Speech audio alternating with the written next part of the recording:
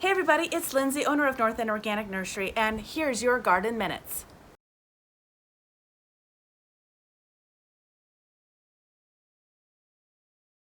So today we are going to plant potatoes. We're going to get ready to plant potatoes because there are a few steps you want to take before actually sticking your tubers in the ground. And I'm going to show you a couple of different things that you want to make sure you do. First off, let's talk about when to plant potatoes. It's a classic kind of idea to plant potatoes around St. Patrick's Day. And depending on the year, that can be okay. But generally speaking, you will get better productivity out of your potatoes if you wait for the soil temperatures and the air temperatures to warm up. Generally speaking, you want to be at no sooner than about 6 weeks before the last frost, which here in kind of the Boise region of Idaho, it's about middle of May. So 1st of April, middle of April, all the way through to the end of May, even early June is a perfectly great time to plant potatoes. They do like cooler temperatures, especially when they're first getting started off. So we don't want to be planting them in the middle of July. Now it's a great time. So right now it's about middle of April. We've had some warm days, some cool days. The temperatures are still getting below freezing every once in a while. So we want to make sure that we're being very, mindful of that. But it's warm enough. We're ready to go. The next thing is seed potatoes, not potato seed. Seeds will grow on a potato. Every plant that produces a flower will eventually produce the seed. We don't generally plant potato seeds. There's a lot of reasons for it, but you're really not going to get much of a harvest off of potato seeds. Now, seed potatoes are potatoes that have specifically been grown to be then planted in order to grow more potatoes. It has a lot to do with how young they are, as far as how close they have been grown to their original tissue culture. The more times you take a potato and cut it and plant it and then harvest it, plant it, harvest it, plant it, it becomes less and less viable or ready to produce large amounts. It is more susceptible to disease after multiple generations, and it just doesn't give you the same quantity of harvest as you would off of a certified seed potato. So that being said, a seed potato is still just a potato, and it is more expensive typically, not usually by a lot, maybe 50% more expensive than a grocery store potato. But they won't have any anti-germinating substances on the outsides, which a lot of your store-bought potatoes will, so that they keep for longer, right? And they'll sit on your shelf or in the pantry for a bit longer. These guys are ready to sprout, as you can see here. So we've got our seed potatoes. I've got a Yukon Gold here, and I believe a Red Norland here. I have some French fingerlings right here. And before we actually put them in the ground, it's nice to keep them in the bag for a while to where they start to sprout. These little sprouts here are actually where the potato plant is going to emerge from the soil and grow into the greenery above ground. The rest of the potato is going to be the nutrient source for it to send out its roots, just like you would with any other quote-unquote seed, right? So this is an awfully large potato to plant in the ground. You generally want about a golf ball size, or something between 1.5 to 2 inches in diameter.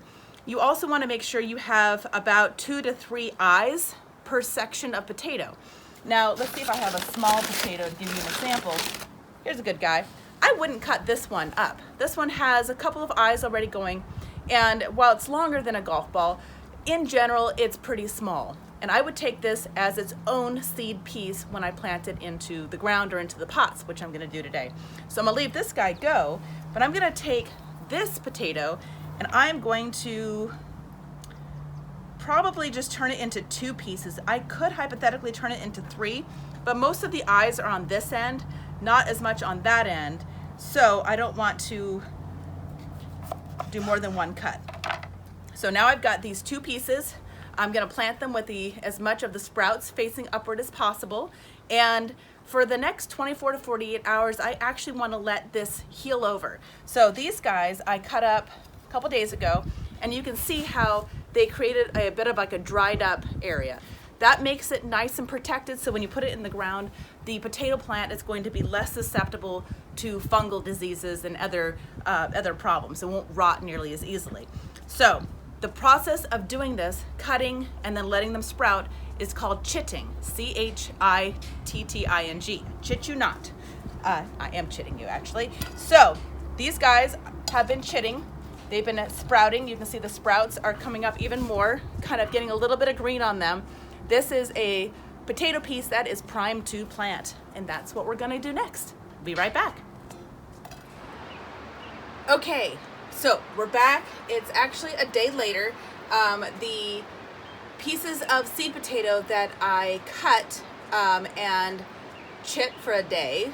Usually you can let them chit for about a week or so to allow some of those sprouts go, but it's kind of a fine line between letting the sprouts get a little bit bigger and risking the potato rotting. First round, full disclosure, I did this and I left them outside and it froze and I lost my potatoes. So if you can do this and then for like maybe 4 or 5 days in a sunny window, let them sprout a little bit, that's a great thing. You can also sprout them before you do these cuts to make them into smaller seed potato sizes. It's just up to you. The end goal is we want a seed potato about the size of a golf ball, maybe a little bit bigger, a little bit smaller is okay too, with some good sprouts on it. And if you had to cut it, we want that to heal over so this just doesn't become an entryway point for fungal problems and rot. So now I've got my potatoes. These are a red thumb fingerling, which is super fun. I love fingerling potatoes. They're nice and tender and kind of a creaminess. I'm doing my potatoes in bags. So potatoes grow great in the ground. That's how they're traditionally grown. But I prefer them in bags. And the reason for that is because they tend to be a big space hog in your garden beds. And keeping them weeded and stuff like that, it's just kind of a pain. So I feel like I have more control in a bag, and there's lots of plants that I prefer to do in bags, including things like squashes and melons, who are also space hogs. So I reserve my the square feet that I have in my garden for plants that will produce a lot of high value crops like lettuce and peas and tomatoes and peppers, versus potatoes, which, I mean, to be honest, I love growing potatoes. I love having my own potatoes. It's a good skill to have, and you live in Idaho, you must grow potatoes. But they're a fairly inexpensive crop. There's a lot of farmers and a lot of acres that can grow them, so you're really never going to be growing potatoes to save money. You're growing them because you're a gardener, and dang it, you're going to grow potatoes. So I'm going to grow my potatoes in a potato bag. This is a Blow 'em Bags potato planter. They're cool because, as you can see with the picture in there, it actually allows you to sort of steal potatoes after the plant has grown to the very top and bloomed. Then you can actually open up this little, here, let me just go ahead and open this up really quick.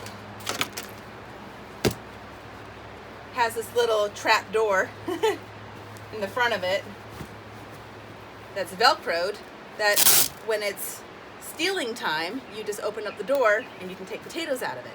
Until then, you just keep the trapdoor nice and closed. This particular stack, I can put about 4 to 5 seed potato pieces in there, and I'm gonna give them about 6 inches space in between each seed piece. So, first thing I wanna do is put about 4 to 6 inches of soil on the bottom. That's gonna give the seed potato pieces the chance to root down, have enough space there, and then I'm going to cover them with another about 4 to 6 inches on top, probably about 4 inches. And as I am watching them grow, I'm going to keep them nice and well watered. We don't want to drown them, but when you're using a really good potting soil or planting mix like I'm going to be using today, drainage is not a problem. And that's another advantage with using fabric pots or pots that have good drain holes, is that your risk of overwatering and rotting becomes far less. So yeah, there's that. So we want to cover them up once they start growing. You've been watering them well. We will backfill once we have about 4 to 6 inches of stalk visible. We're going to backfill the pot with probably another 4 to 6 inches of soil. You might cover up a few leaves in the process, but we're going to keep the tops of the leaves on top of the soil. As it grows more, we're going to backfill more, it grows more, backfill more, until eventually the plant will be coming out the top, and you will be able to let it just like mature at that point and stop backfilling. The plant will flower, When the plant flowers, this is the critical tuber time for formation. And you want to make sure it doesn't dry out, which is typically the hottest time of the year when this is happening anyway. So you want to make sure it doesn't dry out. That's when you can go in and then steal the potatoes. You know the potatoes are done because the plant will actually just kind of die back and look blah. And at that time you can, if you're planting them in the ground, you would dig them up. In this case, you can just dump them out. Kind of cool. Now let's say you are planting them in the ground. What I like to do, and I'll show some pictures here in just a minute, but what I like to do is nice compost rich soil. Potatoes love organic matter, so you don't want to give them super heavy clay. They need drainage and they need organic matter. And then I just like to dig a hole about 4 to 6 inches, or as these pictures are going to show, dig a trench and then plant them about every foot or so, and then you let them grow that way, and you pull the soil up and hill the potatoes instead of piling soil on top in a bag. So we're basically hilling in place here versus bringing up soil next to the plant. We're putting more soil in the pot. So I'm going to go ahead and fill the pot up. Once I get my 4 to 6 inches of soil at the bottom, I'm going to take my BioLife and give it a healthy handful so I get all those micronutrients in there. I typically also like to put in a handful of azomite. Love azomite and everything, but I don't have it here with me today, so I'm going to have to add that a little bit later on. And that's fun because we're probably only going to end up filling this bag maybe up to about there, so I have lots of opportunity to add a little bit more nutrients. So let's start getting this thing filled up. Today I'm going to be using one of my favorite bag products from Garden & Bloom, the planting mix. I find we use this for a lot of stuff. It's just such a good blend. It has recycled forest products, rice hulls, composted chicken manure, peat moss, feather meal, dehydrated chicken manure, worm castings, bat guano, kelp meal, alfalfa meal, oyster shell, and dolomite lime. It's just a powerful mix, and it's great for mixing into your garden beds. It's also really decent just as a container mix. We have a raised bed mix that we really like too. I used all my raised mix today to planting a bunch of container tomatoes. So I kind of vacillate between the two of them. They're both really good. For potatoes, I like this one. Okay, almost there, about 4 to 6 inches worth of good, yummy soil. I'm gonna take my handful of BioLive, kind of toss that into there.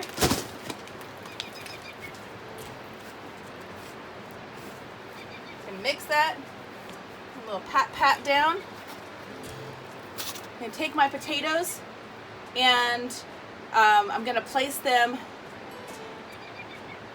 shoot side up. The little sprouts, I want them to be pointing upwards. Now if you do it that way, it'll turn the corner, make it back up, but we just want to give it as much opportunity to grow fast and waste less energy.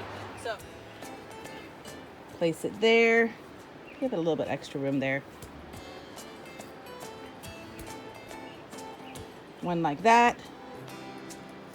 I'm just finding a small little guy for the middle. I don't want to crowd them too much. But on the bag it does say that you can grow 4 to 5 potato plants. Because we're going to be giving them such good nutrients, it's not a big deal. They can crowd each other a little bit and still do quite well. The next thing I'm going to do is put some of the planting mix on top. I put about 5 inches down, probably about 5 inches on top. You don't need any measuring sticks. We're eyeballing this, and that's just fine. So I'm going to put about 4 to 6 inches, which averages out to a happy 5 on top.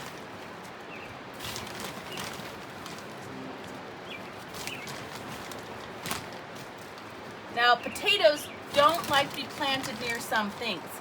Raspberries are one of them. And I will put a list of good companion plants in the description below, and also a list of plants that make poor companions for potatoes. Potatoes are fairly heavy feeders, so making sure you do have good fertility and lots of compost soil. Never, ever, ever use fresh manures. There are some diseases that aren't super common around here, but the combination in some areas of a lot of moisture and fresh manure makes for scab. I'll show a picture of scab up here, and it's the potato itself is still edible, but you kind of have to peel off the skin, so that is a problem. There are some like potato beetles and a few other pests. There are some blight issues that you can have with potatoes, but overall they grow fairly easily here, especially if you're not trying to do them on a mass scale. Now, fungal issues can be a problem, and when you grow potatoes commercially in a huge monocrop, you tend to get a lot more issues, and that's why non-organic potatoes are really, really heavily pesticide laden. I do not recommend ever eating non-organic potatoes if it can be avoided.